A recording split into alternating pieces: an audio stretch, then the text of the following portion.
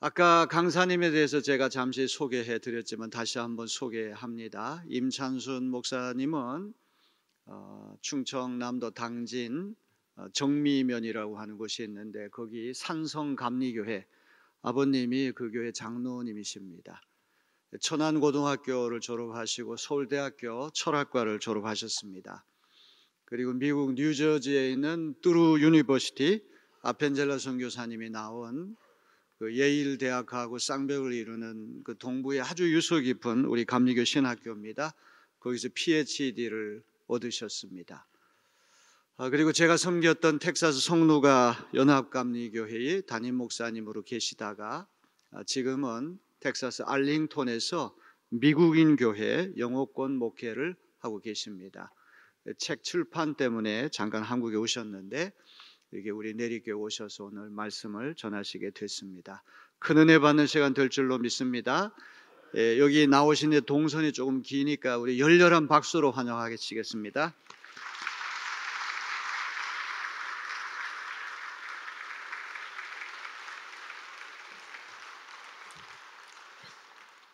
감사합니다.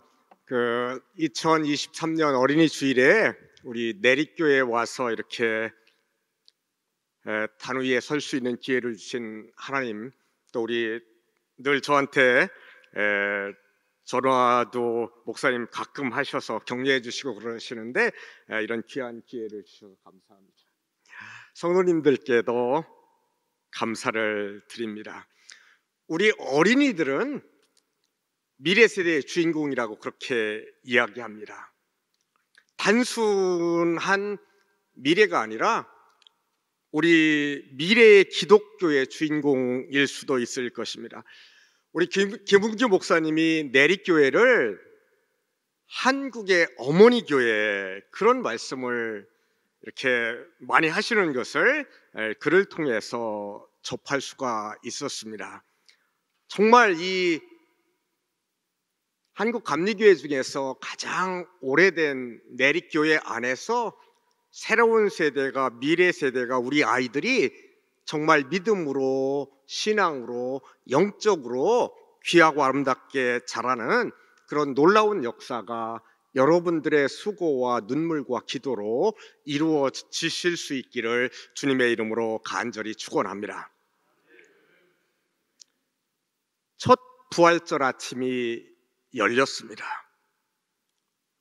무덤에 묻혔던 예수님을 땅은 감당할 수가 없었고 그 죽음을 보듬을 수가 없었습니다. 그분이 살아나셨습니다.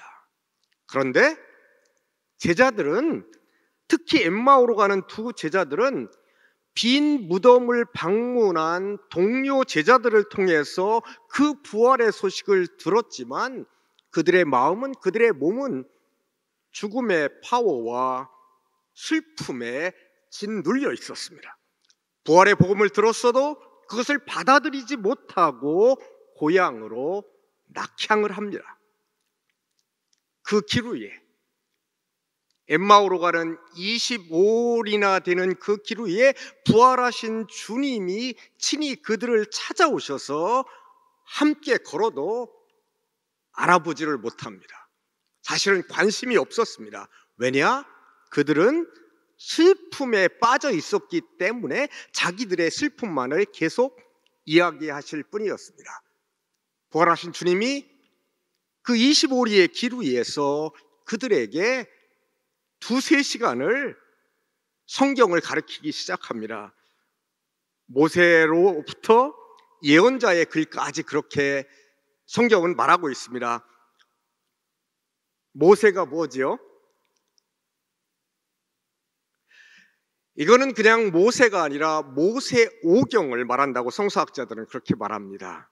모세오경이 뭐지요? 창세기, 출애굽기, 레위기, 민수기, 신명기입니다. 그 모세의 글로 시작해서 예언자의 글이라고 했습니다. 예언자의 글이라는 것은 성서학자들은 물론 예언서도 말하지만 역사서까지 합치는 그런 성경을 말합니다. 다시 말하면 구약 성경을 처음서부터 끝까지 예수님이 직접 성경 공부로 엠마오로 가는 두 제자들을 다시 가르친 것입니다. 그러면서 주님은 정말 성경을 읽을 때 우리가 놓지 않아야 될 핵심을 정확하게 지적해 주셨습니다. 그게 뭐죠? 성경 전체는 나에 대해서, 나에 관하여 써놓은 글이라고 그렇게 말씀하십니다. 시간이 거의 멈춰선 것 같았습니다. 시간이 금방 지나갔습니다. 언제 다 왔는지 모르게 집까지 온 겁니다. 그 두 제자들은 집으로 들어가려고 하는데 주님은 더 가시는 것처럼 그렇게 했다고 그럽니다. 그래서 이 두 제자가 주님을 그 집으로 초청합니다. 세번역 성경에는 뭐라고 되어 있냐면 우리 집에 오셔서 묵어 가십시오. 개역 성경에는 함께 유하사 그렇게 말합니다. 저는 이 부분을 읽을 때마다 이런 생각을 했습니다. 만약 이 두 제자가 주님을 집으로 초청하지 않았다면 어떤 일이 일어났을까? 이 두 제자가 예수님을 집으로 초청하지 않았다면 이 성경은 기록되지 않았을 것입니다. 그 이야기는 나타나지 않았을 것입니다. 아무 일도 없었을 것입니다. 저와 여러분의 삶에서 주님을 초청하면, 주님을 집으로 초청하면, 주님을 가정으로 초청하면, 주님을 교회로 초청하면, 주님을 우리의 영혼 속으로 초청하면 무슨 일이 일어나냐? 생명의 기적이, 부활의 기적이 일어나는 것을 믿습니다. 주님이 그 집에 들어오셔서 떡을 떼시고 축사하시다 그렇게 성경은 기록합니다. 뭐지요? 성만찬입니다. 주님이 떡을 떼서 나눠주시는데 그들의 눈이 열렸습니다. 눈이 열리지 않으면 주님이 안 보이는 것 같아요. 그 순간 주님은 보이지 않습니다. 사라지셨습니다. 그때야 이 두 제자가 그 길 위에서 주님이 성경을 풀어주실 때에 자신들의 마음이 이상하게 뜨거워졌다는 사실을 기억해냈습니다. 새로운 눈이 띄어진 그들은 뜨거운 가슴을 안고 완전히 새로운 사람으로 변화됩니다. 그 밤에 엠마오에서 도저히 잘 수가 없어서 예루살렘으로 곧 다시 올라가서 부활하신 주님을 만났다는 것을 다른 제자들에게 증언하기 시작합니다. 우리의 눈이 열릴 때 우리 속에 하나님이 주신 절망과 좌절을 떨쳐버리고 일어날 수 있는 부활의 생명이 다른 곳에 있는 것이 아니라 우리 속에 있다는 것을 발견하고 체험하게 되는 것을 믿습니다. 오늘 저와 여러분이 어린이 주일인데 이 성경을 새롭게 보는 눈, 마음이 뜨거워져서 부활하신 주님이 우리에게 부어주시는 능력을 덧입어서 우리의 자녀들을, 우리의 다음 세대를, 우리 교회의 미래를 책임질 수 있는 그런 놀라운 일들이 우리 내리교회를 통해서 이루어질 수 있기를 주님의 이름으로 축원합니다. 어떻게 하다 보니까요, 저에게는 미국에서 산 시간이 한국에서 산 시간보다 더 길어졌습니다. 한 32년이나 되는 저희 미국 생활을 돌아보면서 이민자의 삶을 조금 여러분과 나누고 싶습니다. 제가 90년대 초에 미국에서 살기 시작하고 공부하고 목회 일에 이렇게 시작했는데 그때만 해도 손흥민이나 BTS나 블랙핑크나 이런 어떤 세계적인 스타들이 한국 사람들 가운데 별로 없었습니다. 그리고 한국 사람들 그렇게 미국 다른 사람들이 주목하지도 않았습니다. 고속도로 위에 현대에서 수출한 겨우 엑셀이 그것도 가장 싼 차로서 가끔 굴러다니는 것이 보일 정도였습니다. 아까 목사님 말씀하셨듯이 저는 뉴저지에서 그 헨리 아펜젤러가 다녔던 그 드루에서 신학 공부를 이제 시작했는데요. 아펜젤러 목사님이 오셔서 기도하던 그 자리에 이 내리교회가 세워졌지 않습니까? 그 아펜젤러 선교사님이 선교사로 임명을 받아서 그 저희 드루신학교의 크래그 채플에서 파송 예배를 드립니다. 교수와 학생들이 다 참여해서 그 파송 예배를 드린 다음에 사실은 아펜젤러 목사님 부부가 걸어서 메디슨 기차역으로 갑니다. 그런데 교수랑 학생들이 그 뒤를 따라가면서 찬송을 해요. 그 전기에 보면 찬송까지 정확히 기록되어 있는데 제가 그것까지는 찾아보지 않았는데 그 메디슨역까지 걸어가는데 그게 눈물나게 아름다운 장면으로 저에게는 보여졌습니다. 그 해가 몇 년이었게요? 1884년입니다. 그리고 오시기는 그 다음 해 부활절에 이제 제물포항에 오시잖아요. 그 장면이 너무 이렇게 감동적입니다. 그런데 그 해 1884년은 미국 연합감리교회가 1784년 세워졌으니까 딱 100년이 되는 해였습니다. 굉장히 이상합니다. 딱 100년이 되는 해에 아펜젤러 선교사님이 임명되셔서 오신 거죠. 그러니까 한국감리교회는 미국 연합감리교회의 100년의 아들이요 100년의 딸입니다. 뉴욕에서 드루를 가려면 그 루트 24라고 그러는데 지방도로 24번을 타고 들어갑니다. 그런데 그 도로를 뭐라고 그 동네 사람들을 부르느냐면 밀리어네어 로드라고 부릅니다. 무슨 얘기죠?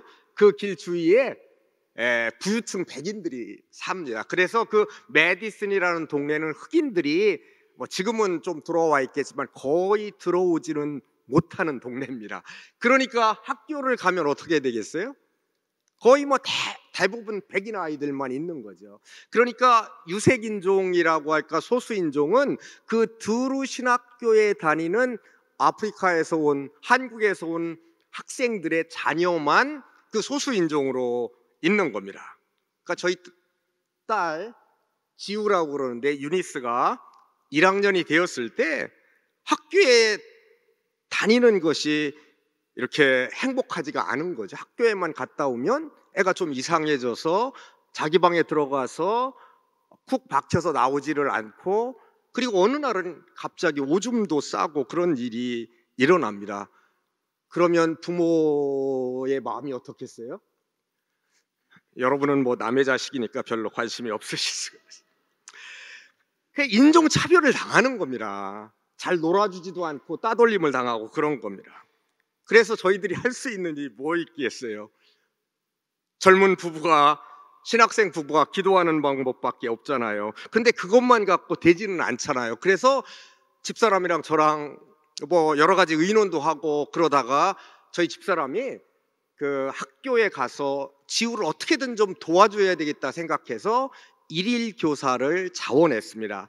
그 지우 친구들에게 영어로 책을 읽어주는 그런 프로그램이었습니다. 그런데 뭐 유학 가서 얼마 되지도 않고 그랬으니까 영어를 얼마나 잘하겠어요. 사실은 잘 못하죠. 그냥 하는데 거의 한 달여 연구를 해서 그 메디슨 퍼블릭 라이브러리를 뒤져가지고 책 한 권을 발견했습니다. 그 책 제목이 뭐냐면요. 여러분 한국 사람들이 아주 잘하는 게 있어요. 의사도 되고 그 성악가도 되고 피아노도 잘 치고 그러는데 한국 사람이 뭐를 사용하기 때문에 그렇죠? 젓가락입니다. 그 젓가락에 얽힌 것을 아이들 동화식으로 아주 재밌게 쓴 책입니다. 제목이 뭐냐면 Instead of fingertip, chop, chop, chopstick. 애들 책이라 그렇게 좀 재미있게 라임을 이렇게 넣어서 그런 책입니다. 책의 내용은 미국 아이가 젓가락을 사용하는 그 동양 친구에게 이 손가락을 써서 젓가락 돌리고 막 그러는 그 묘기를 배운다는 그런 얘기입니다. 저희 집사람이 책을 읽으면서 아이들의 관심을 끌려면 실제 보여줘야 될 거 아니에요. 젓가락 돌리는 그 묘기를 사실은 영어 읽는 것도 그랬지만 거의 한 달 동안에 걸쳐서 연습을 했습니다. 마침내 책을 읽어주는 디데이가 왔습니다. 저희 집사람이 그 아이들에게 책을 읽어주고서 젓가락 묘기를 보여주자 그 백인 아이들이 박수를 치면서 함성을 질렀습니다. 그것만 가지고는 안 돼서 아이들에게 젓가락을 나눠주고 한국 새우깡을 사다가 그거를 집어 먹는 것을 이렇게 직접 해보게 했습니다. 교실이 한바탕 난리가 났습니다.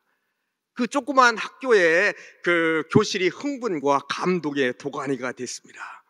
저희 딸 지우는 자기는 맨날 밥 먹을 때마다 아무것도 아닌 것처럼 사용하는 젓가락이 친구들의 입을 딱 벌어지게 하는 묘기를 부리는 것을 보고서 마음속에 변화가 일어나기 시작하는 것입니다. 그 젓가락이 보석처럼 반짝반짝 빛나면서 마법의 그 요술을 부리는 것을 보고 지우의 눈이 자랑스럽게 반짝반짝 빛났습니다. 이 사건은 저희 딸의 마음속에 아주 소중한 경험이 됐습니다. 학교 가서 인생의 첫 시련을 당하면서 소외되고 따돌림을 당하고 차별의 아픔을 겪다가 아무것도 아닌 것 같지만 하나님이 주시는 자신의 모습, 그것을 긍정적으로 긍정하고 살아갈 때 그것이 얼마나 귀한 것인가를 깨닫는 계기가 됐습니다. 이 사건은 제게도 너무나 소중한 영적 자산이 됐습니다. 저는 사실 유학을 가면서 내가 왜 유학을 갔는지 별로 심각하게 생각하지도 않았지만 제 마음속에 우리에게 복음을 전해준, 예수님을 전해준 선교사의 땅에 가서 그들이 어떻게 살고 어떻게 신앙을 실천하는지를 정말 직접 보고 싶었던 그런 마음이 많았던 것 같습니다. 여러분, 미국인과 전 세계인들이 사용하는 달러에 뭐라고 쓰여져 있죠? 그 달러라는 돈에 아시는 분들도 많을 텐데 저 안에 여러분 한번 잘 보세요. 눈이 밝으신 분은 좀 보일 텐데 정확히는 안. 저 위에 뭐라고 써요? In God we trust. 사실은 돈을 믿는 것이 아니라 이 돈을 쓰면서 하나님 때문에 이 돈을 쓴다, 그런 어쩌면 신앙의 고백입니다. 그런 미국이 정말 어떤 나라인가를 배워보고 싶었던 것이 저희의 그 유학의 동기였던 것 같습니다. 그런데 미국에 가서 신학교에서 이제 공부를 시작하고 교수들의 강의 듣고 뭐 책도 읽고 미국 땅에 살아 보니까 한국에서는 전혀 생각하지 못한 새로운 것이 보이기 시작했습니다. 정말로 신기한 체험이었습니다. 여러분, 그게 뭘 것 같으세요? 새롭게 보이던 것이, 그것은 다른 것이 아닌 성경이었습니다. 그럼 성경이 왜 그렇게 다르게 보였느냐?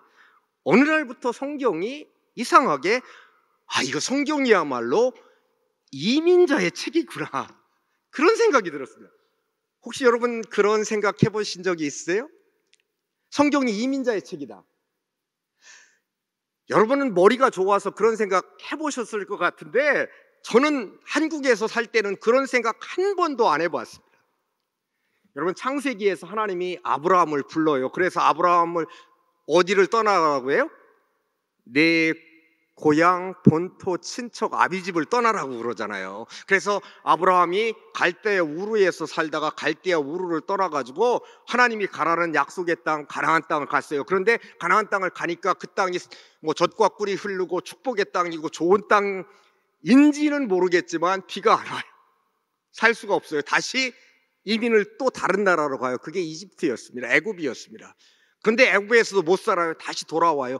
그 아브라함의 여정은 이스라엘 민족의 여정이 되어서 이스라엘 민족이 아브라함이 갔던 대로 똑같이 여기로 이민 가고 저기로 이민 가고 저기로 이민 가서 와서 삽니다. 이스라엘 민족이 가나안 땅에 다시 들어와서는 잘 살자, 왕을 세우자, 통일 왕국을 세웁니다. 그런데 그것도 얼마 안 갑니다. 아수르랑 바빌론에 망해서 이번에는 자발 이민이 아니라 강제 이민을 떠납니다. 그리고 사실 예수님이 오셨을 때는 로마의 식민지가 되었다가 AD 70년에 예루살렘 성전과 모든 것이 다 파괴되고 완전히 세계로 디아스포라로 흩어집니다. 거의 2000년 만에 1948년 지금 팔레스타인 땅에 와서 이스라엘이라는 나라를 건국합니다. 길고 긴 성경의 역사는 이스라엘 민족이 이민자가 되어서 세계를 떠돌면서 눈물 흘리고 고난을 당하는 그런 눈물의 기록입니다. 이처럼 성경은 그 성경을 읽는 사람이 어떤 자리에서 언제 어떻게 읽느냐에 따라서 전혀 새롭게 보이기 시작한다는 것을 알게 되었습니다. 그 한스 웨버라는 스위스의 그 성서학자는 뭐라고 그러냐면 성경은 자신을 읽어주는 책이라는 그런 표현을 했습니다. 오늘 저희들이 어린이 주일이니까 미래 세대를, 우리의 손주 손녀들을, 우리의 자녀들을 정말 신앙과 믿음으로 키워내야 되는데 어떻게 하면 그 일을 할 수 있어요? 어떻게 하면 그들에게 성경을 가르쳐 줄 수가 있겠어요? 미국으로 이민 가는 분들이 그런 얘기를 했었습니다. 자녀 때문에 미국 간다. 교육을 잘 시켜야 된다. 사실은 미국 부모들은 공부 과에는 그렇게까지 신경을 안 쓰는 것 같습니다. 뭐 안 하는 건 아닌데요, 한국 사람처럼 그렇게는 안 해요. 그런데 미국 사람들이 하나 열심히 하는 것은 있는데 그게 뭐냐면 공부 과외를 안 시키고 운동 과외를 시키는 거예요. 축구도 시키고 야구도 시키고 풋볼도 시키고 뭐 이상한 그런 스포츠도 시키고. 그래서 미국의 열성 부모들은 과외 뺑뺑이를 돌리지는 않는데 자신들이 아이들에게 스포츠를 시키기 위해서 운전 뺑뺑이를 돌아야 됩니다.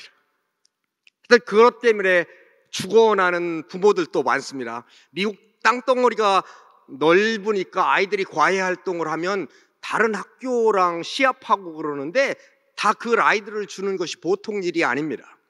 그러니까 사실은 그 미국 학부모들 가운데서 가장 인기가 있는 학부모들이 누구냐면 아이들한테 그 라이드를 많이 잘 해줄 수 있는 엄마가 자연스럽게 그 PTA라고 그러죠. PTA 회장도 되고 그 아이들도 인기가 있습니다. 그래서 그 미니밴은 그 사코맘스 뭐 차라 뭐 그런 별명도 있고 그럽니다. 한국 부모들은 주로 이민 초기는 부부가 다 맞벌이를 해야 되니까 학교에서 어떤 리더십을 발휘하기가 참 어려웠습니다. 그런 미국 사정에서 저희 아들이 이걸 관찰한 거예요. 저희 아들은 인기를 좀 얻고 싶은 거예요. 아이들한테 좀 인기 짱이 되고 싶은데 그 방법은 스포츠를 잘하는 거예요. 여러분 혹시 라크로스라는 걸 들어보셨어요? 그 다음 그림 보여주시겠어요? 잠자리 같은 저거에다가 저 공을 넣어가지고 격렬하게 풋볼처럼 그 아이스하키처럼 이렇게 하는 경기입니다. 그러니까 저희 아들이 공부는 안 하고 인기를 얻고 싶으니까 저거 하려고 목숨 거는 거예요. 학교 갔다 와서는 비디오를 보고 연구하고 그 다음에 집 뒤뜰에 나가가지고 저 공을 던지고 벽에다 치고 막 그걸 연습해요. 손에 물집이 생길 때까지. 그런데 이게 저랑 저희 집사람이 운동신경이 무디어서 그런지 이게 잘 안 되는 거예요. 그러니까 더 열심히 하는 거예요. 캠프 보내달라고 해서 여름이랑 겨울에는 그 라크로스 캠프 가기도 하고. 그래서 한번 시합할 때 이제 가보면요, 경기장 이 끝에서 저 끝보다 누구보다 열심히 뛰어다녀요. 그리고 소리를 질러대는데 다른 거는 못하는데 했던 소리는 최고 크게 지르는 것이 저희 아들이었습니다. 그런데 소리만 지르면 뭐예요? 열심히 뛰어다니면 몰라요. 문제는 뭐냐면 공이 안 들어간다는 거예요. 그러니까 긴장을 하니까 잘 하려고 하니까 더 안 들어가는 거예요.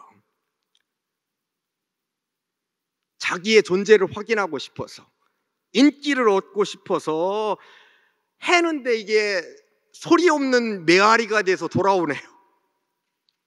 그러니까 우리 아들은 어떻게든 인기를 끌고 싶은데 안 되는 겁니다. 그러니까 어떻게 좌절이 되죠. 마음에 분노가 생기죠.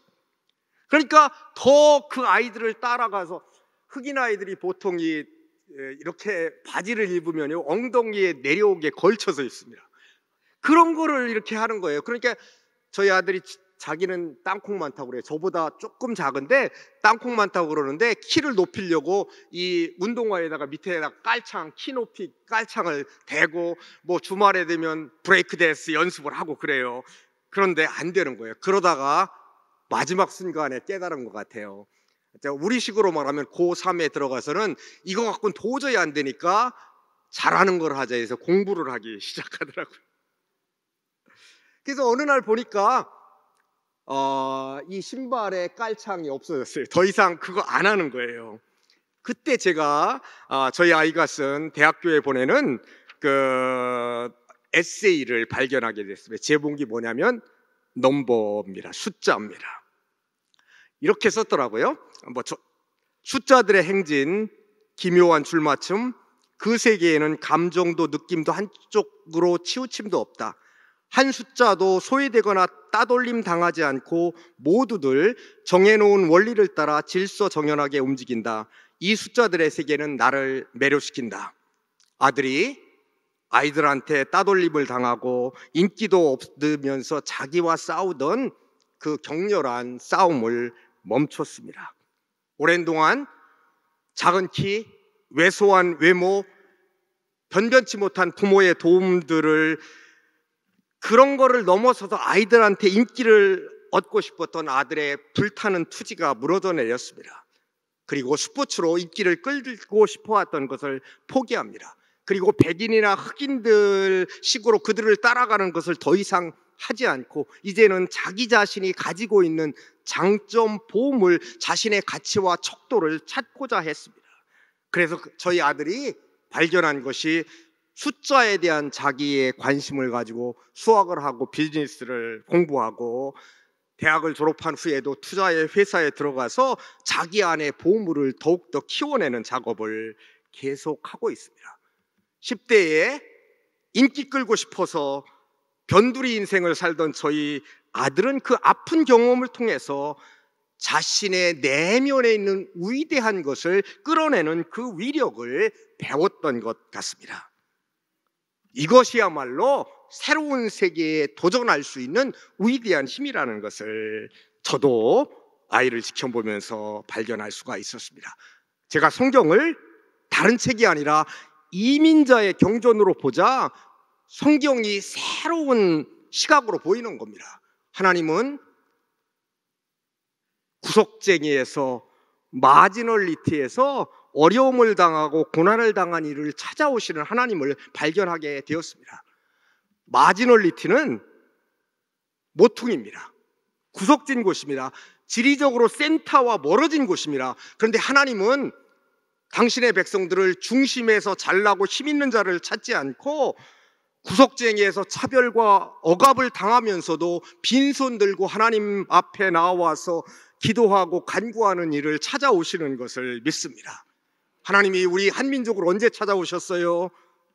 서구 열강에 밀려서 일본의 힘 앞에 밀려서 나라까지 잃었을 때 선교사를 보내서 하나님이 우리를 찾아오셨습니다. 미국인들이 유럽에서 지긋지긋한 종교 전쟁을 겪으면서 자유를 찾아서 하나님 한번 잘 섬겨보겠다고 그 허벌편과 같은 황무지로 가서 나라를 건설하려고 했을 때 그 고난의 현장을 하나님은 찾아오셨습니다. 지금은 아시아와 아프리카, 라틴 아메리카 그 가난과 억압 속에 있는 고난의 땅에도 하나님은 어김없이 찾아오시는 것을 믿습니다. 왜냐? 잘나고 똑똑하고 돈 많고 힘 있어지면 하나님 의지하지 않고 제 힘으로 살아가는 경우가 많기 때문입니다. 제가 신학교 가면서 공부하면서 심각하게 붙잡게 된 개념이 있었습니다. 그거는 글로벌 크리스찬어티였습니다. 누가 뭐래도 기독교는 서양인들의 종교였습니다. 유럽 중심의 종교였고 미국 중심의 서구적 종교였습니다. 그러나 이제는 기독교 인구가 아시아, 아프리카, 라틴 아메리카 이 남반구에서 북반구보다 훨씬 많아지고 있습니다. 그러면 신앙의 모습도 달라지고 신학도 달라지고 하나님을 섬기는 방법도 달라지는 새로운 시대가 온다고 미국 교수들이 가르치더라고요. 그래서 지금은 미래 기독교를 위해서 뉴욕이나 파리나 런던에서 일어나는 것이 중요한 것이 아니라 인도의 뉴델리에서 사우스 코리아의 서울에서 아시아 나라 가나의 수도에서 일어나는 것이 더 중요하다고 가르쳐요.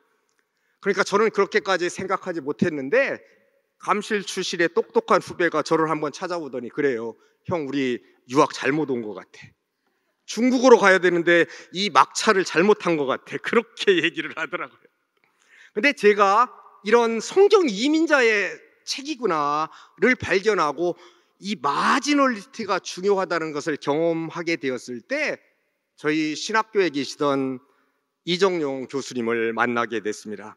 아까 우리 목사님이 말씀하셨듯이 제가 이번에 저희 선생님의 그 라스트 렉처라고 할까요? 유고집이라고 할까요? 그거를 이렇게 선생님의 강연을 다 풀었어서 이게 책으로 냈는데 그 책의 이름이 역과 마지널리티, 역과 모퉁이의 신학, 그런 제목을 붙였습니다.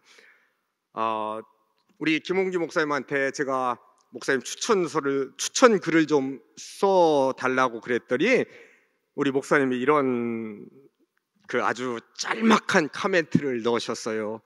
스승을 잊지 않기 위한 한 제자의 기억 투쟁이다.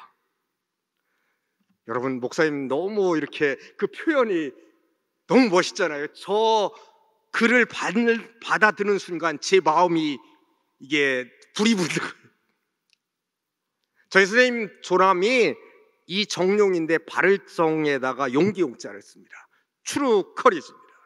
저희 선생님의 신학은 미국 신학자들이 생각하던 것, 미국 신학자들이 쓰던 방법과 다르게 우리 한국 사람들이 가지고 있었던 사유방식 위에서 하나님을 새롭게 발견하고자 했습니다.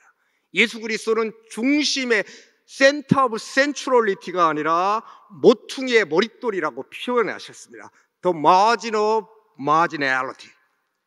하나님은 구석쟁이에서 눈물 흘리는 이들을 찾아오신다는 것입니다. 저희 선생님은 하나님이 특별히 간섭하셨던 것 같아요. 이분은 북한에서 거의 좀 지주 집안에서 태어났지만 공산주의가 들어오면서 그 집안은 패가 망신했습니다. 형은 남쪽으로 가고 좀 나이가 어려가지고 기술학교를 가고 철공소를 가다가 러시아로 가는 유학생으로 뽑혔는데 가려고 했는데 그날 아침 하나님이 막았어요. 6.25가 터지는 날 아침이었어요. 기차 타고 소련으로 가려고 하는데 하나님이 막아서 할 수 없이 남한으로 아버지랑 피난 와가지고 미국으로 유학을 오게 됐습니다. 사실은 처음에는 국비 유학생으로 화학을 공부하다가 하나님의 강력한 부르심이 있어서 신학교를 갑니다. 아버지는 호적 파가라, 너와 나와 부자의 인연 끝이다 하는데 그 아들의 의지와 가는 길을 결단을 꺾을 수는 없었습니다. 한국인으로는 거의 최초로 미국 교회 목회도 하시고 그 다음에 미국 신학계에서 가르치시면서 영어로만 거의 한 20여 권에 달하는 책을 썼어요. 제가 가만히 살펴봤더니 우리 선생님 한글을 제대로 안 배우셔서 영어로 쓰셨는지 그거는 모르겠는데 지금까지는 한국 사람으로서는 가장 많은 신학책을 썼습니다. 그래서 미국 신학계의 한국 신학과 아시아 신학의 독보적인 좌표를 찍으신 분입니다. 불행히도 미국 신학계를 흔들 만한 우수한 제자들이 모여드는 한갑진한 나이에 돌아가셨습니다. 그리고 벌써 27년이나 지났습니다. 저희 선생님은 서양 사람들이 하는 신학을 따라가지 않고 우리의 세계관, 우리의 사유방식에 뿌리를 둔 새로운 신학을 용기를 가지고 주장하고자 하셨습니다. 제 지도교수였던 찰스 코틀이라는 종교철학 교수는 뭐라고 그러냐면 이정용은 동양의 언어와 사상으로 신학을 말하겠다, 그런 멋있는 말을 국제학술대회에 와서 이렇게 발표하셨습니다. 이정용의 신학은 한국 사상이 세계화로 꽃피운 좋은 예다, 그렇게도 말씀하셨습니다. 우리 선생님은 싸우고 남을 정죄하는 이더 오화가 아니라 서로 포용하고 함께 갈 수 있는 보스 앤드의 그 양면 긍정의 길을, 평화의 길을, 동서통합의 길을 주창하셨습니다. 150년 전 우리 민족이 가장 가난하고 극단적 고난의 자리에 있을 때 하나님은 찾아오셨고 복음과 예수를 통해서 한국 민족은 운명을 바꿨습니다. 그리고 최단시일에 선진국의 자리에 올라갔습니다. 그러나 이런 외적인 축복 속에는 가리워진 우리의 어두운 그림자가 있습니다. 세계 최고의 자살률, 가장 낮은 출생률, 정치적인 내전 상황, 북한의 존재, 교회의 급격한 추락 등 사실은 그런 어려움과 위기가 우리 속에 있습니다. 우리 자녀들에게, 우리 손주수녀들에게 무엇을 물려주시겠습니까? 경쟁과 개인적인 풍토 속에서 그들이 죽어가고 있는지도 모릅니다. 살려내야 되지 않겠습니까? 비교의식으로 좌절과 절망으로 치달은 속에서 맨날 공부하라고만 해서 그들을 살려낼 수는 없습니다. 우리가 중심 이데올로기에 잡혀서 군림하고 다른 사람을 지배하고 높아지려고 할 때는 우리 속에 참된 신앙과 하나님이 설 자리가 없습니다. 부활하신 예수님은 엠마오로 가는 두 제자들의 마음속에 부활을 심어 넣으셨습니다. 그들의 마음이 불타게 하셨습니다. 주님은 그 누구도 아닌 자신 안에 있는 보물을 우리들을 찾아와서 다시 찾아주시기를 원합니다. 그 보이지 않는 예수님, 사라진 예수님은 다른 곳으로 가신 것이 아니라 바로 우리의 내면 속에, 우리의 마음 속에, 우리의 가슴 속에 부활하신 주님으로 영원히 살아계신 것을 믿습니다. 이제는 우리 자녀들이, 아니 저희들이 대한민국에 살든지 해외에 나가서 다른 민족과 섞여서 살든지 정말 몸과 마음을 교류하면서 사랑하면서 새로운 시대, 새로운 지구촌 기독교 시대를 열어야 됩니다. 바로 여러분을 통해서 여러분의 자녀들이 믿음으로, 영적으로, 사랑으로 이 지구촌 기독교 시대를 여는 주인공들로 김은교 목사님과 내립교회가 무한한 자원들을 키워내고 교육해내는 그런 위대한 교회로 자리하실 수 있기를 우리 주님의 이름으로 간절히 축원합니다.